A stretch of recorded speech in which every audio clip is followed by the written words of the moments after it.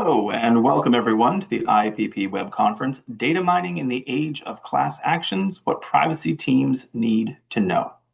Sponsored today by Integreon. We'll be getting started with the presentation in just a few moments, but before we do, a few program details. Participating in today's web conference will automatically provide IAPP certified professionals who are the named registrant with 1 CPE credit. A recording of this web conference and its slides will be available on the IAPP website within 48 hours. Access to the material can be found by navigating to the resources section of the site and then selecting videos. Please feel free to post any questions throughout the presentation that you may have for the panelists in the Q&A area at the bottom of your screen. We're looking forward to today's conversation, so let's get things started. Megan, I'm going to hand things over to you to get started. Thanks, Zach. Hi, everyone. Thank you for joining us here today. We're really thrilled to have you. First, we wanted to get started with some welcome and introductions. So my name is Megan Silverman. I'm head of cyber strategy and solutions at Integreon. Each and every day, I'm working with clients, helping them solve problems across data mining projects, large and small, complicated and some more straightforward, although less often than I would like. So I have three amazing colleagues with me here today, and let me turn it over to Todd Daubert to introduce himself.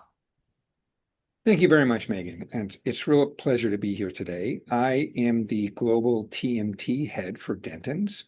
As part of this role, I unfortunately have to deal with a lot of breaches on behalf of our clients, and many of which stretch globally. I have a joke that my colleagues have heard far too often that in addition to being an attorney, I'm an engineer, which makes me great at cocktail parties. It also tends to help in understanding the forensic investigations and the data mining. And I look forward to a great conversation with a fellow panelist, Todd Panciera.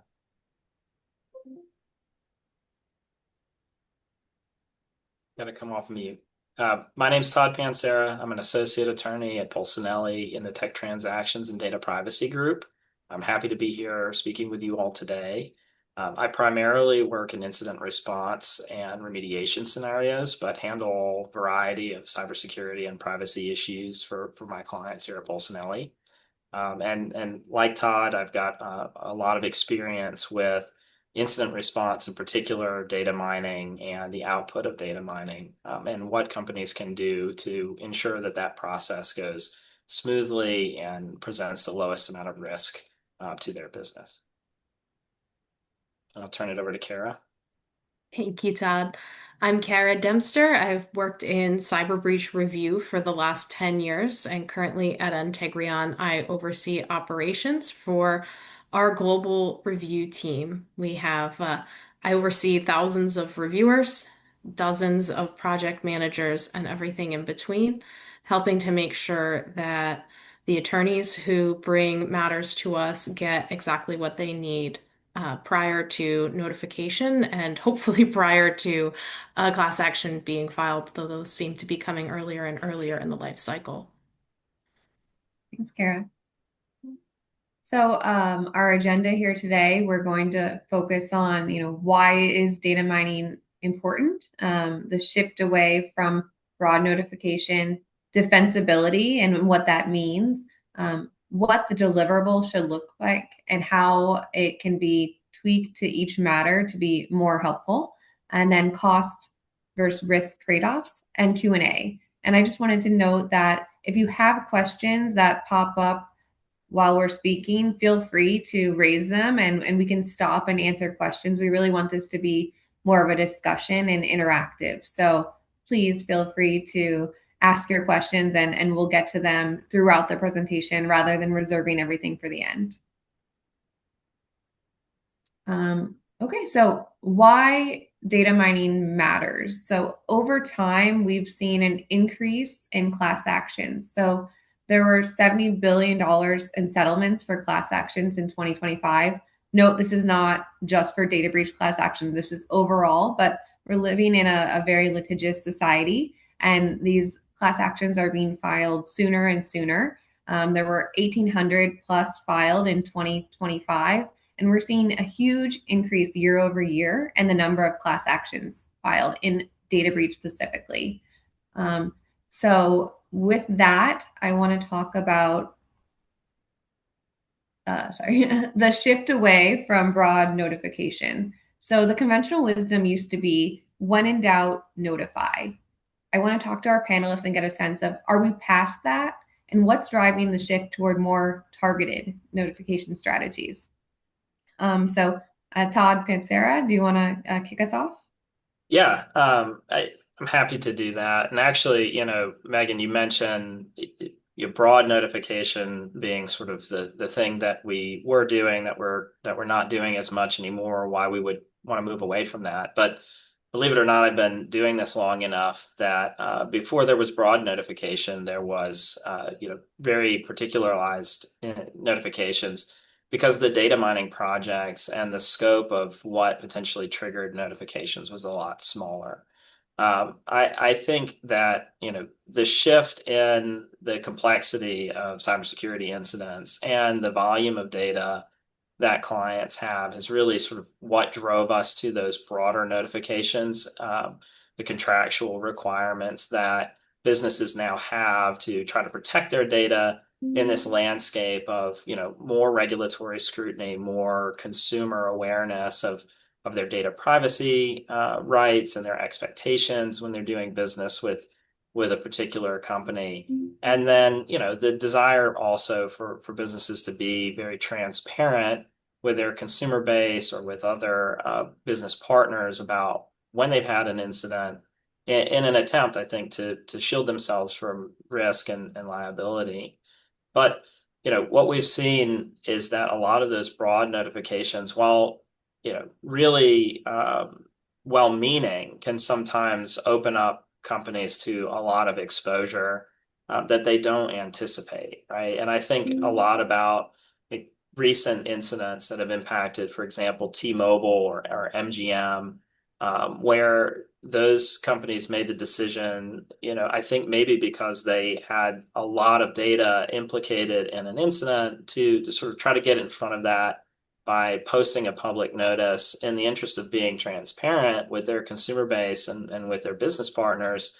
And while that was well received, in the media, it still resulted in some very sizable lawsuits. And we see this a lot, right? And we advise our clients in this way. Like it's nice to try to make folks aware of what's happened, but in the very early stages of a security incident, there's very little information that we have that we can share accurately, and sharing it in a very public space ultimately still results in a lot of scrutiny and lawsuits. So when we're talking with our clients, we're now sort of advising them to be more targeted in their communications, provide the information that is actionable for their downstream customers or consumer base, rather than just sort of raising too much alarm with the public when we really don't have all of the facts. And I think the volume of data is really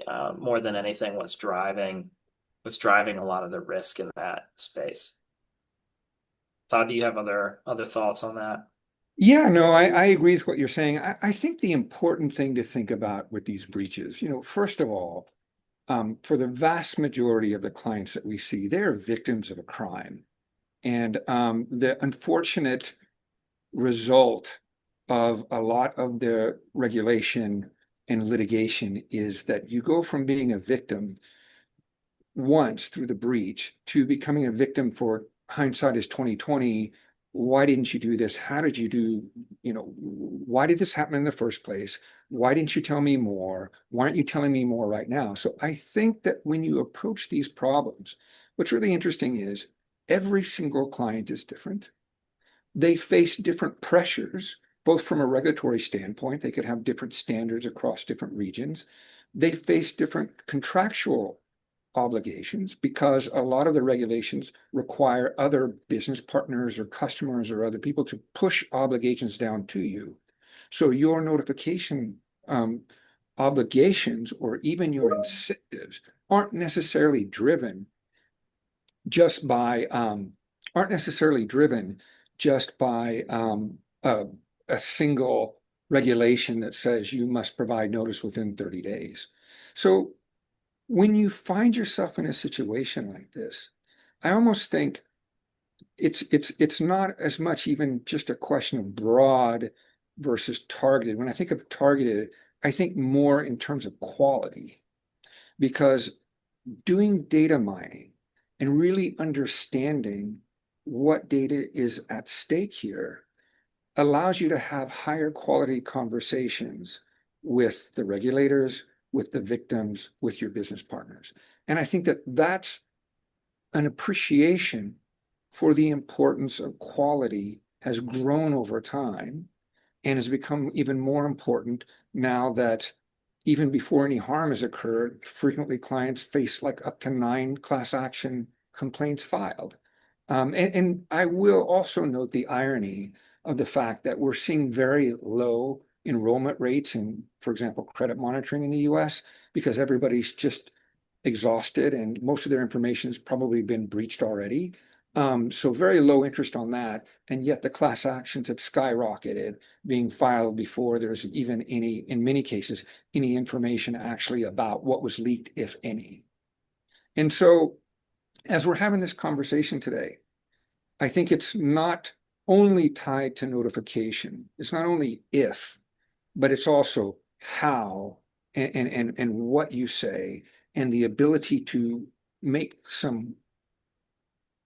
document the basis for your choices, because all the choices you make, especially at the beginning of a data breach response, you're really creating your narrative for later.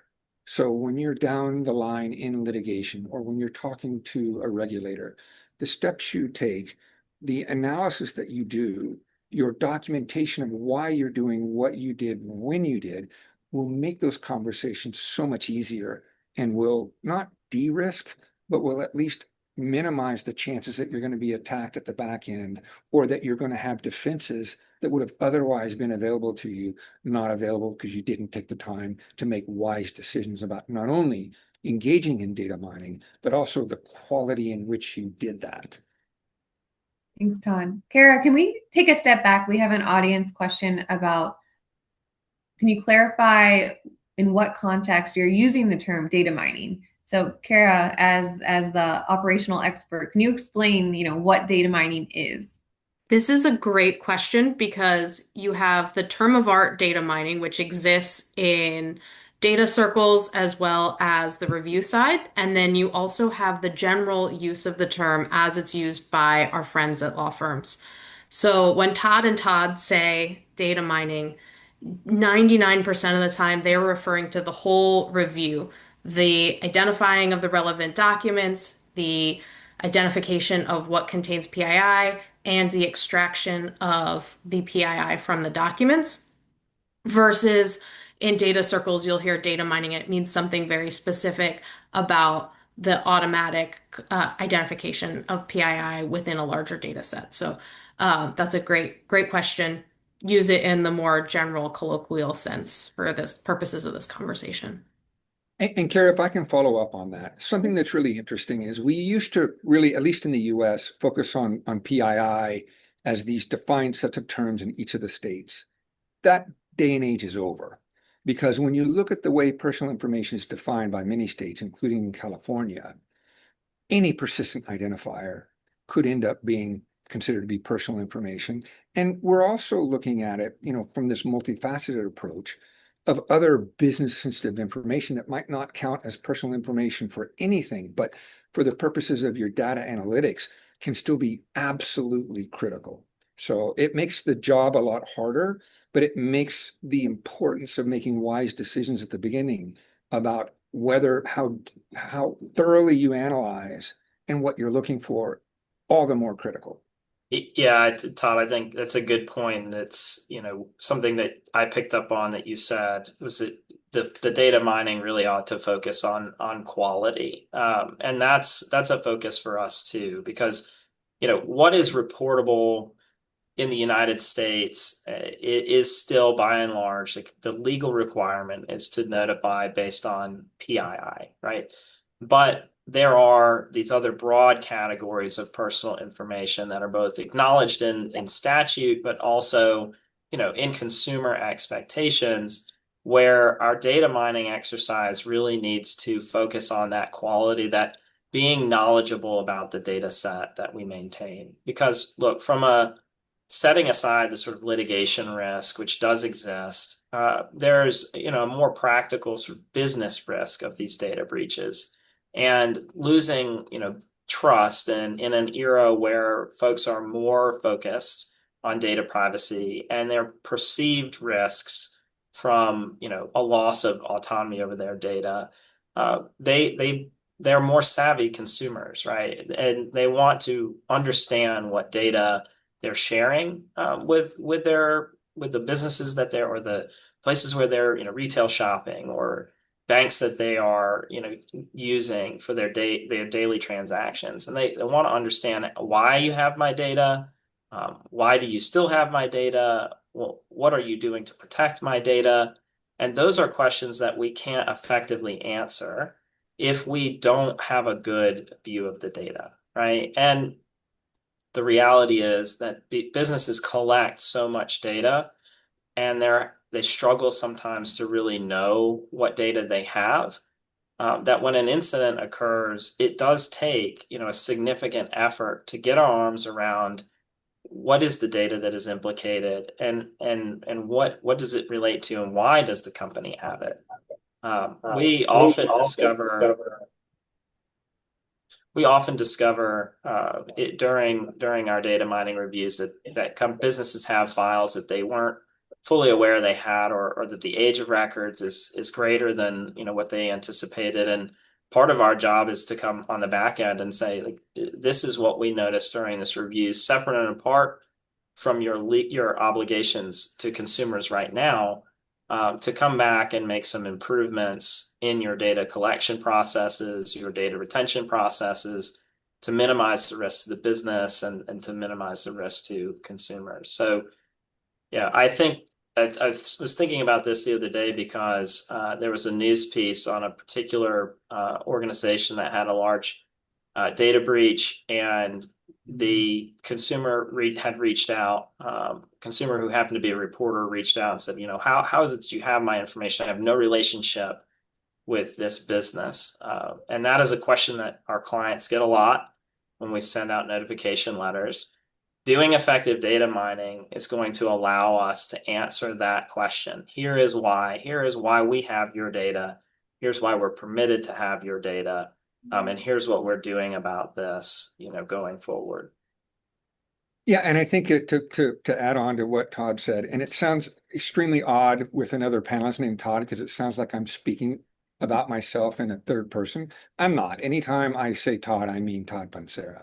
But I think that one of the things that the comments highlight is having good both forensic analysis and data analytics working together allows you to narrow sort of the credibility gap, right? Because if you faced a breach, there's already a presumption, there's sort of the risk that you're going to lose credibility. There's already that presumption against you.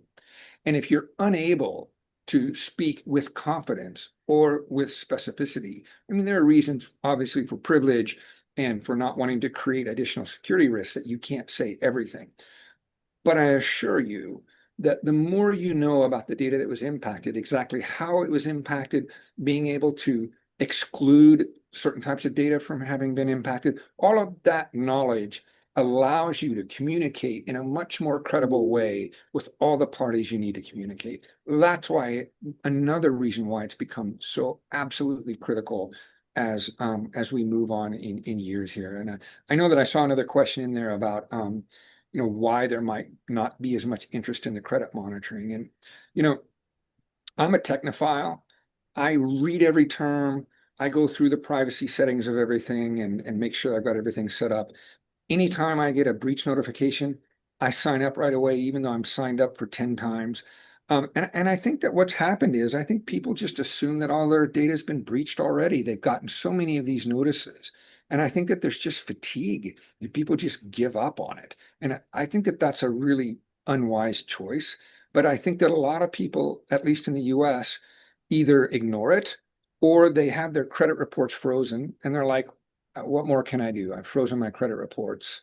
That should protect me. And if you haven't frozen your credit reports, please do. But I think that's the reason. Todd, I don't know if you can think of another reason, but it's such a low percentage. We don't even get calls into call centers the way we used to. Yeah, I think that's true. I mean, I do think something that's playing a role too is maybe some fatalism or some cynicism about about the volume of data breaches and how effective credit monitoring really is. On credit monitoring addresses identity theft, right? It's designed to make folks aware of situations that could result in identity theft, and people are concerned about that, but it's not the only thing that they're concerned about when it comes to a release of their private information. I think we all have sort of a sense, maybe an innate sense of trying to maintain some privacy in a world that is increasingly public, right? Increasingly shared, and I think credit monitoring doesn't really address that. And when I view those low take rates on the credit monitoring product and talk with my clients about this, I think what it demonstrates to me is that if all you have to offer out of a security incident is credit monitoring, that a lot of people are not going to view as valuable to them for one reason or another, then we need to really focus on how we can demonstrate good stewardship of personal information. And that comes again with understanding what data you have and making significant efforts to protect that data.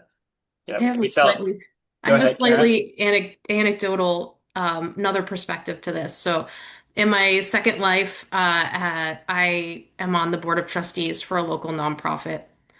And the number of questions, obviously, a lot of the people that I work with there are elderly. They get these notifications from businesses that they don't know, right? They get them from Kroll. The return address says Kroll Services. They get them from all sorts of other businesses. They don't know who those businesses are. They think that's the phishing scam. They think that's how their data is going to be breached. They think that it's fake because there's not a awareness of who is sending this information, why they're sending it, and which companies are safe. Yeah, I'll add to that. We, particularly in Europe, but in the US as well, we do always get questions of you've released my data and now you want me to give my social security number to this other company. I mean, it's a fair question. The solution to the loss of control of your data, it doesn't always sit well to say it's to provide more people with access to your data, even if they're doing a really good job of being good stewards of it. Okay, we have another question sorry, Todd, Daubert. Yeah, I just wanted to add in a bit, Megan, on that last point. Again, so that answer was really focused on sort of identity theft, and Todd's absolutely right about that. And I think that one of the concerns that I've seen shift with a lot of the breaches lately is this idea of, horrible analogy, but sort of like the Epstein files phenomenon, where you have a lot of information. Ashley Madison, whatever, the cheating website, when that breach happened, people were worried about people finding out that they were using the site, using it, despite being married, looking for extramarital affairs. When you have healthcare breaches, people worried about their health conditions, medical conditions being available. And so when a lot of this information is published on the dark web, people are worried about threat actors going in and searching to find people. So whether it's health information, whether it's fidelity, whether it is political, because you have political actors that would have information in there, and people can go in and find information now with all the resources to really do the data mining on the other side of the breach. and find out what's there. It's important for many companies who've experienced a breach to do good data analytics and data mining to determine what's there and how they could be hurt so that they can do other forms of defense and preparation in case these things will happen. And the other thing that they're doing is they're using some of this information to do like phishing, really sophisticated phishing attempts so they can get secondary breaches. So I think it all sort of leads back to all of these breaches are complex in their own way.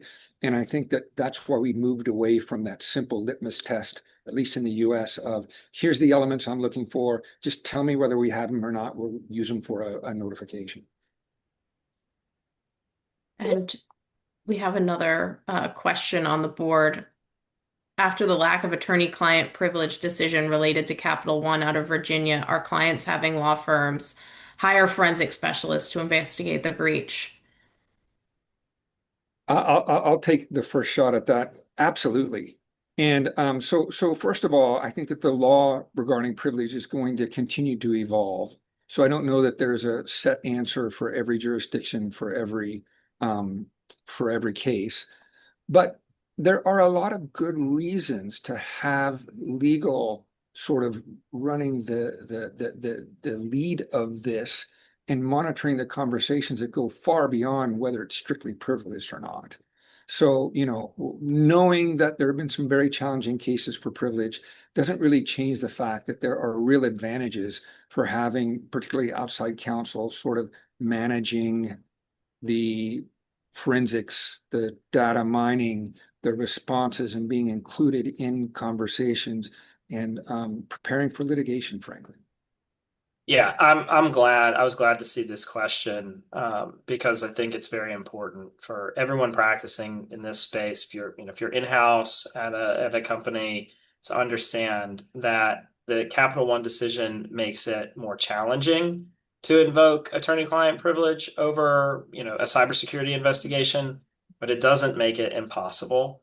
And it is very, very prudent when you have a security incident to make sure that you are engaging your forensic partners in a way that is going to make it defensible, in light of that Capital One decision. So, yeah, to answer the question directly, absolutely, outside counsel should be the ones, making those contacts, engaging those forensics partners, bringing them to the investigation, because ultimately it's not the same type of forensic or cybersecurity sort of analysis that you would do in the ordinary course of your business, right? You might engage, just throw a name out there, you might engage CrowdStrike to do a proactive risk assessment of your environment as part of your good stewardship of your cybersecurity program and your data privacy program. That's not what this is. In an incident response, what you need is to engage CrowdStrike in order to provide the information to counsel in order to help make legal decisions for the business and advise the business on how to comply with the data privacy laws, the data breach regulations, and how to effectively communicate the results of the investigation to business partners, under contract, consumers based on legal requirements or just business considerations. And a lot of our clients, don't always understand this. It's a good thing to ask because I think everyone needs a bit of awareness of what is the role of outside counsel when we do have a data breach. And to Todd's point, we see a lot of these things. Even really really great technical teams don't see too many data breaches. Hopefully, you've got great cybersecurity. You're not experiencing this every day. Todd and I are living it every day, and we've seen a lot of different scenarios. So we have some insight, and Megan and Cara's team as well, insight into how these things work in practice and what you need to be thinking about. Oh, here's a great question. Yeah. And one I love answering. How often do clients have a rough estimate of the breach number of affected persons in this case? My experience, almost never. The one who thinks they have 1 million social security numbers has 3, and the one who thinks they have no social security numbers, no personal information, nothing private on there. Um, they have deliverables in the hundreds of thousands. Yeah, I've never had a client who didn't tell me we don't think there's any, PII, or there's not much PII in there. This used to come up a lot in email, with business email compromises, a phishing attack on somebody's mailbox. Oh, this person doesn't, really process any PII. You've got to do the data mining to find out, right? It, it it emphasizes a couple of things for me. It emphasizes taking steps to understand the data that the company stores, maintains, and uses in the day to day. And it also emphasizes this point we made earlier about the potential pratfalls of publicly posting about a breach, right? I think the question said, we always seem to find out, oh, it was only 100 people, or there's no PI, oh, it's 100 people, and now it's 10,000 people. You don't know all the facts in the beginning, and that's the danger of releasing a statement so early. In addition to all of the inquiries you'll get and the potential lawsuits that will be filed, you also really run the risk of saying something that's you're going to have to walk back later. And Todd, building on that point, Todd, you have Daubert, you have another point, but I wanted to turn it into defensibility under scrutiny. And I think this comes to play with your initial notification versus what the ultimate outcome was.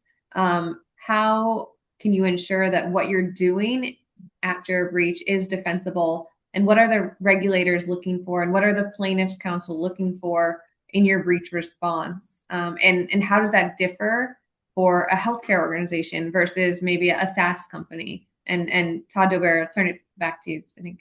Yeah, I mean, this is in my enthusiasm to go see the Odyssey, I'll say, this is sort of illustrates the Scylla and Charybdis that we find ourselves in between. Because if you over notify, you face the risk that plaintiffs' attorneys are going to claim that there's a bigger class than there actually really is. You can sort of correct that later. Or you can cause unnecessary concern to individuals whose information really wasn't impacted and they're they think that it may have been, or to your business partners. So that's not good, obviously. But on the other hand, if you under notify, you're going to have to go back later with a secondary notification that destroys credibility and really creates some very complicated issues. And so I think that these problems, this response has so many different drivers on it that, for example, in healthcare, if you have a HIPAA obligation, you're going to need to do your notification in 60 days, and you might not have your analytics done, and you might not have your data mining done. You probably won't if there's a significant amount of data. So what do? You can sort of try to use you can look at the threat vector and how it came in and make some assumptions about how you could limit your estimation of who's impacted, but you don't want to be accused of trying to minimize it. So you might have to go out with a broader notification with less information due to specific regulatory requirements, and you just don't have a choice. And I think that goes again to show why, hopefully having a plan in place for breach response before all this happens so that you can get spinning as quickly as you can, so that you already have your contracts with, say, CrowdStrike for the analytics or Integreon for data analysis. You already have that in place so you can hit the ground running and then make a more educated decision by the time you hit some of those deadlines.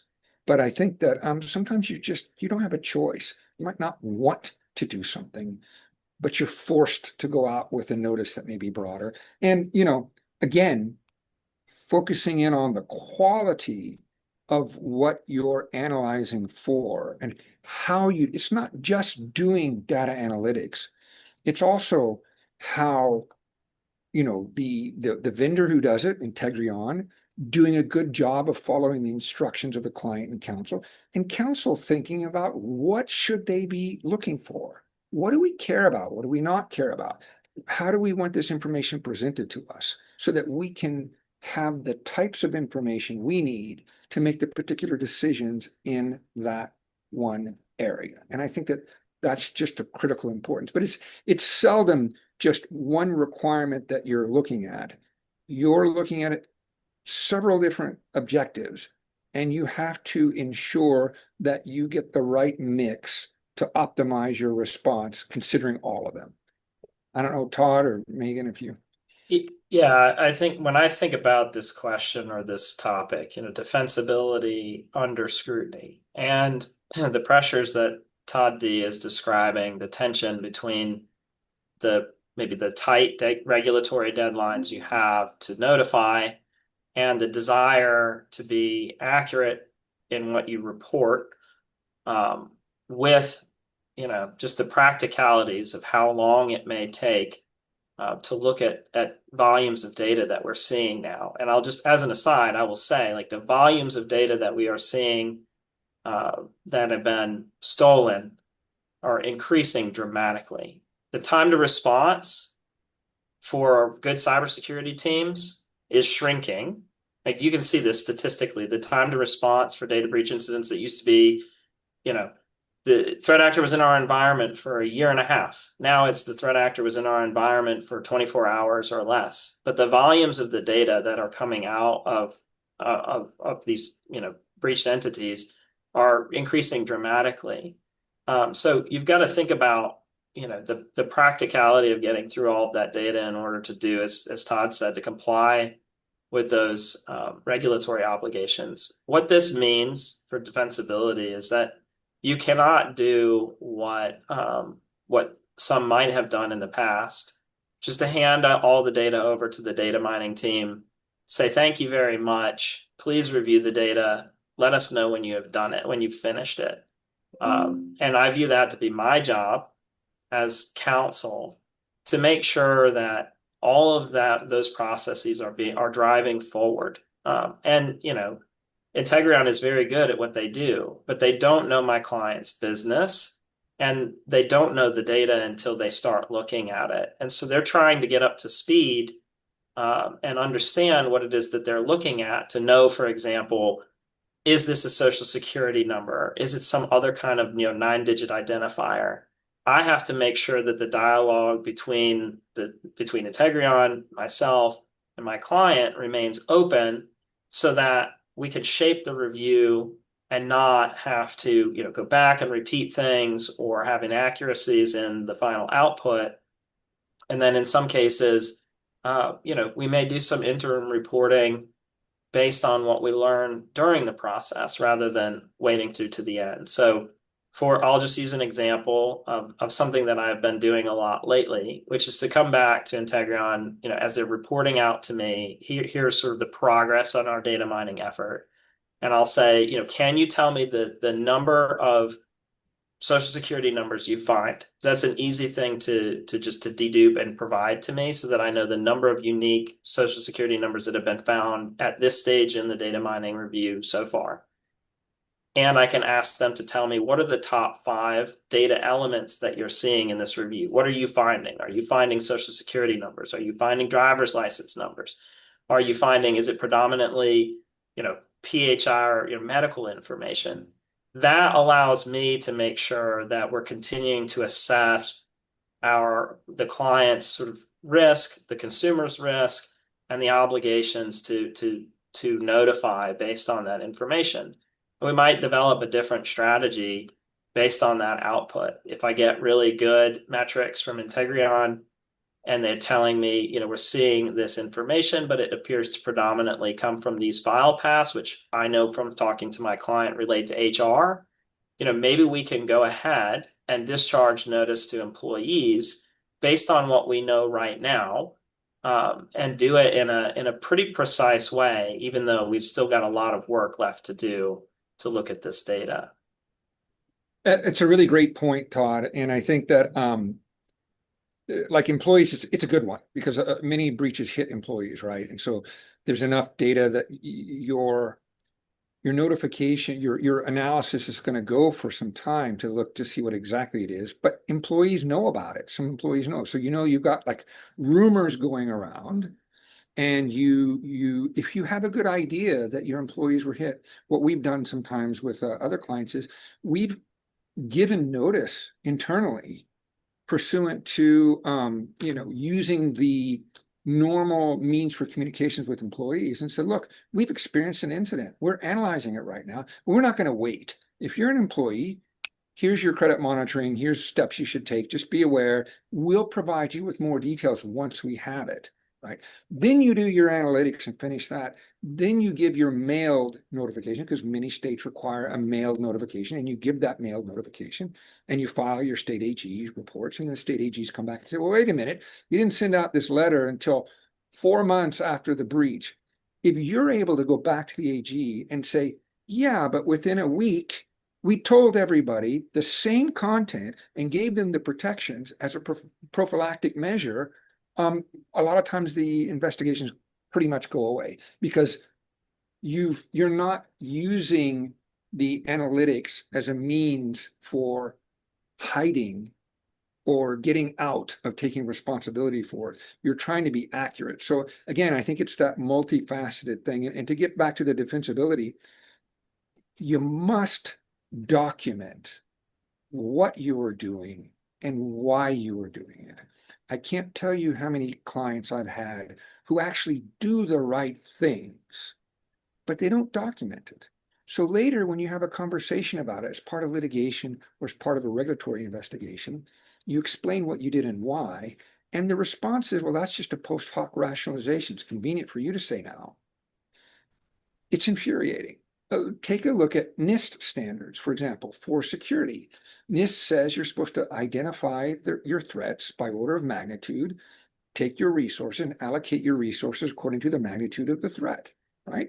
Which means that some of the lesser magnitude threats might get delayed while you are addressing the major threats.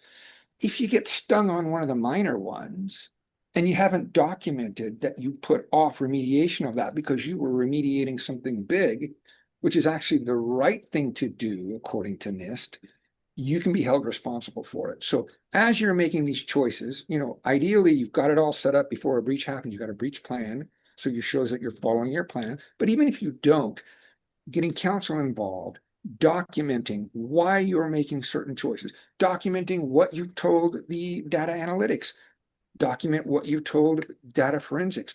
You will be so thankful at the end of the day when you're in litigation or in conversation that you have that contemporaneous documentation that you were doing the right things for reasonable reasons. It makes all the difference.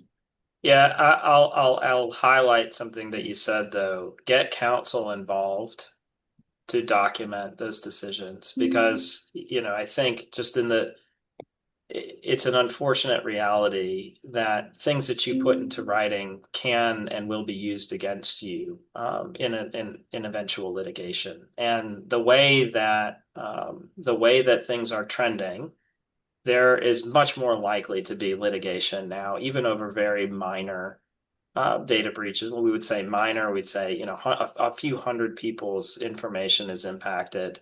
You may still face a class action lawsuit. It's just the reality of our world. So we always encourage our clients to properly document things with counsel, preferably outside counsel. One, we know we have a good sense of what should be documented and how to do it. And two, you still get to sort of have that attorney-client privilege and ensure that harmful information or information that may be misconstrued is not leveraged against the company in a future litigation.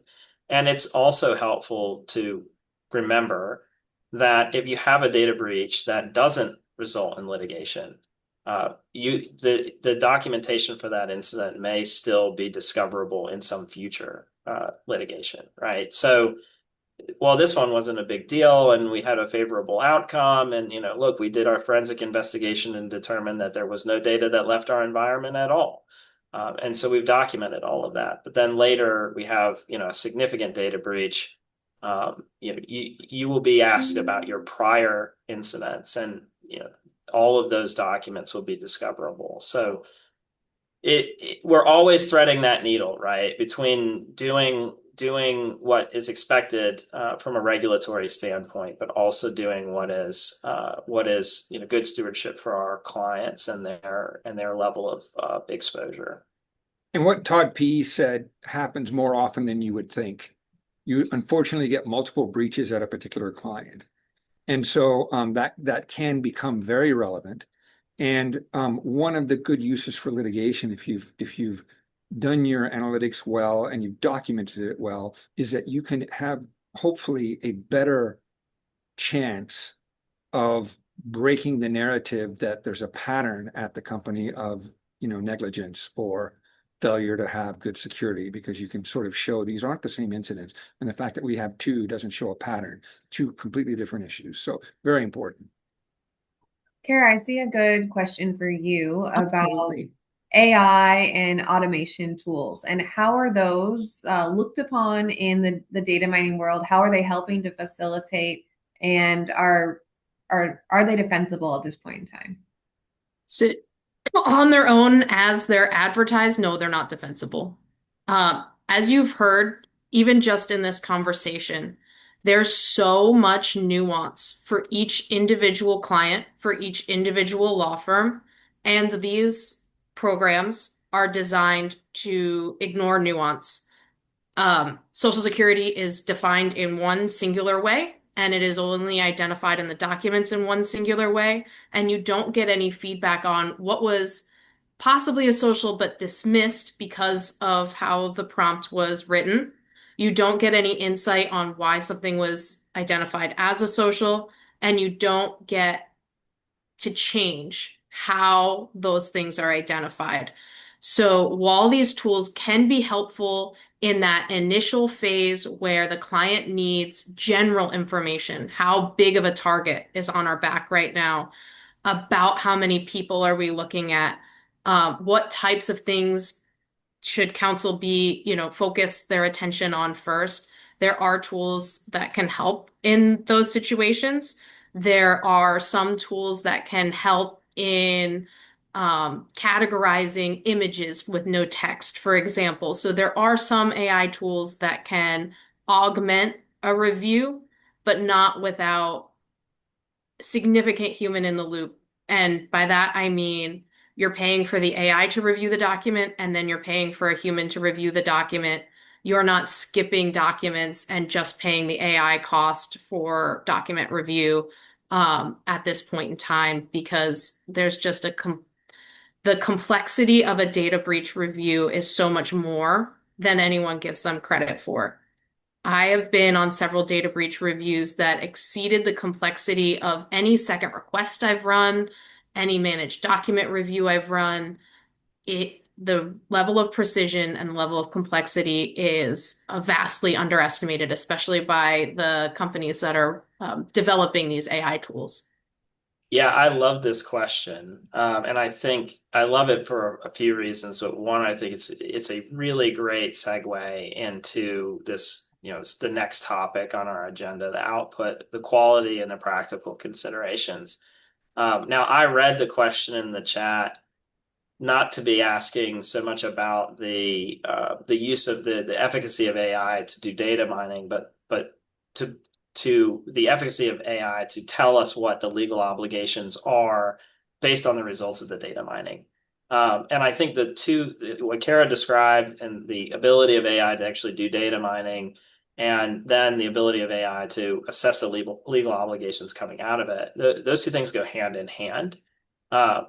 You need really high quality review in order to get good legal responses, good legal output, right? So I agree with Cara. I have seen lots of AI solutions that have been, demonstrated to me by a variety of firms who do this type of work. And, the quality of what AI can do in terms of identifying, what would trigger reporting obligation. It's just not, it's not there yet. And the reason that it's not there yet is because of the quality of the information that's being provided to the AI to begin with, right? The AI can't, a lot of our clients still have scanned documents. A lot of the data that we're trying to review is handwritten text in a PDF that a salesperson has, screenshot or taken a picture of on their phone and loaded into some database. And so, the AI just can't read it because it's not computer language. It's not, it doesn't OCR well.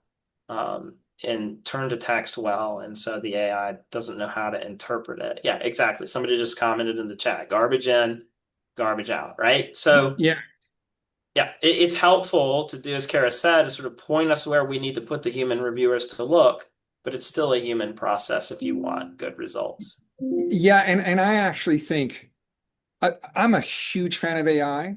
I use AI all the time. I think for this particular context, I actually think it's a bad idea. Why would I say this? Every prompt that you put in to AI becomes discoverable. And what happens if you get an answer back that you choose not to follow? All of these issues of everything you put in, because AI really, most of these models do is, they take in information and then they offer a response that's based on the standardized prediction of what should be the outcome of that information that it took in.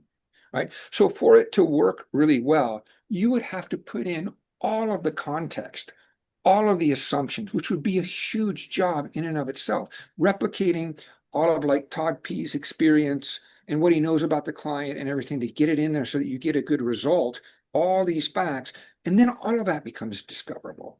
And at the end of the day, I don't know that it does get you to a good result faster.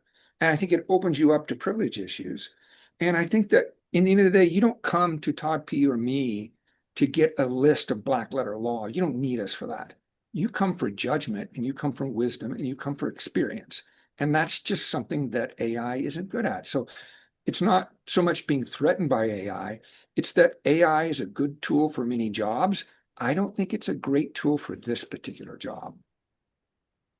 Yeah, I'll echo that. And we're a very AI forward law firm. We're encouraged to use it. And I think, the reality is that, AI is the expectation. Like a lot of our clients expect us to use AI. We bill by the hour, right? So the more time that I spend doing a task that AI could do, the less appreciative my clients will be of the time that I'm investing in the work. It's exactly as Todd said. You can get what the law says. You might even get some interpretation or analysis from AI, but you don't get the depth of experience and the practical considerations that come along with it. We need to understand. I'll just use a good example, right? So in the U.S., all of the, or abroad as well, all of the data breach notification requirements are sort of underpinned by this question: is there a risk of harm that could result from the release of this information? So pick a state. Nearly all of them say PII is social security number, driver's license number, and then maybe medical information, other information, right? If you have unauthorized access to PII, then you have a data breach under the statute. And the AI will tell you that. We see social security numbers here, here's what you need to do with this. But what it won't say is that in most states, there's this threshold question or this sort of off-ramp that says, well, if the unauthorized access to this personal information wouldn't result in a risk of harm, then maybe notice is not something that you need to provide here. So where does this come up? Well, it comes up when someone inadvertently emails the wrong, a third party accidentally, a list of sensitive information. Maybe I want to send something sensitive to Todd D, and he and I work at the same firm, and I accidentally send it to a different Todd, right? If you claw that data back, and you put the proper documentation in place, that there's no risk of harm to this inadvertent disclosure, technically a breach under the statute, then you maybe don't have a notification obligation. And those are just the insights and the nuance that you need experience to be able to determine. Yeah, I agree. I real quickly, there's a question that we got that I wanted to address. It points out rightfully that some of the more sophisticated threat actors have become better and better at covering their tracks internally. And what is the implication of this? And I think that what you see is it makes the volumes of data that need to be analyzed much greater. Because if somebody's clumsy, if a threat actor is clumsy, a lot of times for the forensic analysis, you can tell exactly where they've been and where they haven't, right? Because a lot of the legal obligations apply to access, not just exfiltration. So you're trying to, ideally, you'll have logs, you'll have ways to determine what they actually had access to and what they didn't. And if somebody's really good at covering their tracks, you might not be able to eliminate potential access. You might not think that they actually did access it, but you don't have any proof. And that puts you in a really, really bad situation because you might not even know whether it was exfiltrated. So you've got to decide, is what's in here and what am I going to do with this? And so I think that that's the harm that comes from these really sophisticated threat actors that are really good at sort of wiping the snow away from the window they just crawled through. Yeah, it's we're dealing with this a lot because we're dealing with a lot of incidents now that result in access to document management systems or customer solutions like something like Salesforce, right? And the forensics can only go so far sometimes as to what objects did the threat actor have access to or potentially acquire from those resources. And when we don't know the answer, Megan's team is dealing with this for some of our clients right now. When we don't know the answer, it may mean we have to take in all of the Salesforce data and discharge notices based on what potentially could have been implicated. So as a practical sort of takeaway for companies, it's use as many tools as are available to you to document and capture what exactly has been done on a granular level in your environment, right? Salesforce has Shield. You can get more and better logging if you have Salesforce Shield. Make sure that you've got the proper settings in your Azure environment so that you're logging interactions with email, those types of things, so that you can undertake an accurate data mining project and not one that is over expansive. Because Todd's right. I mean, sometimes we've got to assume something was implicated that may not have been, and it may be our legal notification, our legal requirement to notify based on what might have been touched. And that's not a great position to be in. Right. Okay, we're close to time, so I wanted to give the opportunity for each panelist to leave the audience with a closing thought or takeaway. So, Todd, Daubert, will you start us off? Yeah, I think that when you're talking to clients, stress the importance of planning ahead and getting prepared ahead, because that creates the narrative, the story, your factual basis for defending yourself after something happens. And I think that focusing on quality, in addition to just meeting the bare minimum what you think are your bare minimum AI generated notification requirements, viewing these holistically is a really important thing to do. Yeah, I think the biggest takeaway for me, and this has been sort of the bell I've been ringing since I started doing this work, is to really know what data your company takes in, needs to have, and maintains, right? I've not had a single client who has said, like, we have only the amount of data that we need to run our business and nothing more. It's just the nature of our world, where we collect data, and a lot of our clients, that's their trade is data, and it's useful and it's often necessary.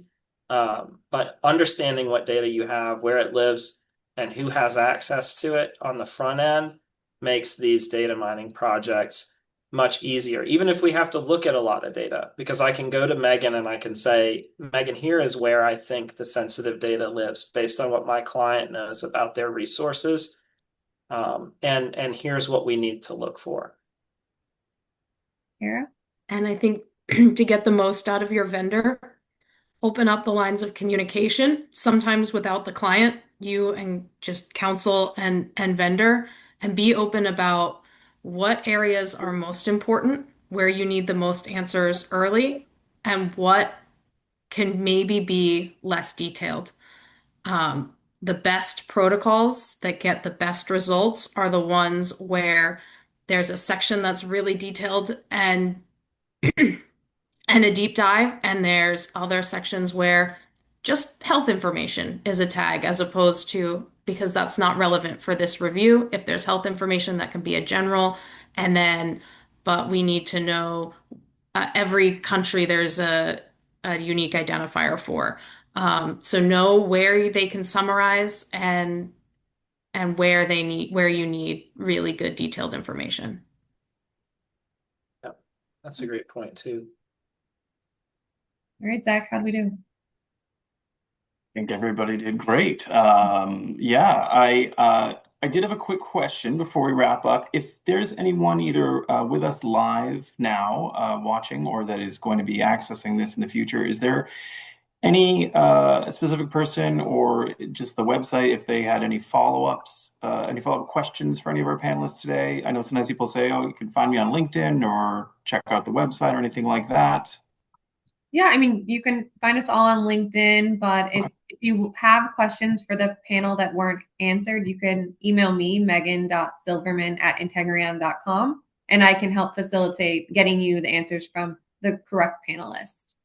Perfect. There were many great questions we skipped just because they weren't just closely related, and we only had an hour. So.